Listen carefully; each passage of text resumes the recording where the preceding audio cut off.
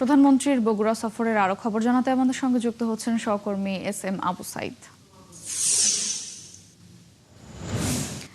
সাইদ, প্রধানমন্ত্রীর সফর ঘিরে স্থানীয় নেতা কর্মীদের মধ্যে উচ্ছ্বাস উদ্দীপনা কেমন দেখছেন, কি বলছেন তারা, জানাবেন।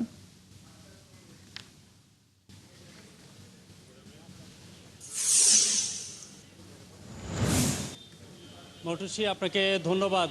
আপনি দেখছেন যে আমার পিছনেই শহরের আলতাফুন্নেসা খেলার মাঠ, আর এই খেলার মাঠই প্রধানমন্ত্রী জনাব তারেক রহমান প্রথমবারের মতো এখানে এসেই তিনি বক্তব্য রাখবেন। আর তার বক্তব্য এবং তার সফরকে ঘিরে পুরো বগুড়ায় এক ধরনের সাজ রব তৈরি হয়েছে।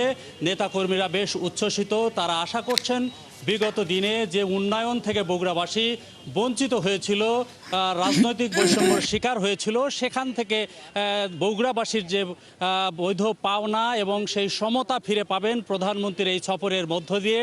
এবং জনাব তারেক রহমান বগুড়ায় এসে বগুড়া সিটি কর্পোরেশন ঘোষণা করবেন, বাইতুর রহমান সেন্ট্রাল মসজিদের সংস্কার কাজের উদ্বোধন করবেন, বগুড়া প্রেস ক্লাবের ভিত্তিপ্রস্তর উনি করেছিলেন 2004 সালে, সেটার উদ্বোধন করবেন।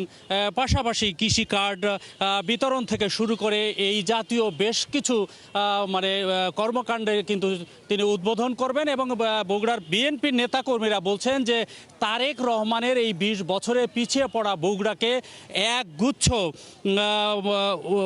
উপহার নিয়ে তিনি কিন্তু চলে আসছেন। এবং এ কারণে শুধু বগুড়া না, বগুড়ার আশপাশের মানুষ তারা খুশি, কারণ এই বগুড়া হচ্ছে উত্তর অঞ্চলের গেটওয়ে এবং এই গেটওয়েকে কেন্দ্র করেই ব্যবসা বাণিজ্য সব কিছু কিন্তু এখান থেকে পরিচালিত হয়।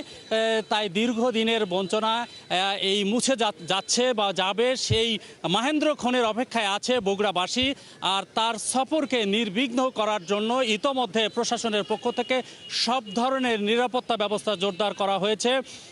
এই আলতাফুন্নেসা খেলার মাঠে র্যাব, পুলিশ এবং বিভিন্ন আইন শৃঙ্খলা রক্ষাকারী বাহিনীর সদস্যরা তারা কিন্তু নিরাপত্তা জোরদার করেছেন। শহরের গুরুত্বপূর্ণ এলাকায় অতিরিক্ত পুলিশ মোতায়েন করা হয়েছে। সব মিলে প্রধানমন্ত্রীর এই সফর সুন্দরভাবে বাস্তবায়ন করার জন্য সব পরিকল্পনা গ্রহণ করেছেন।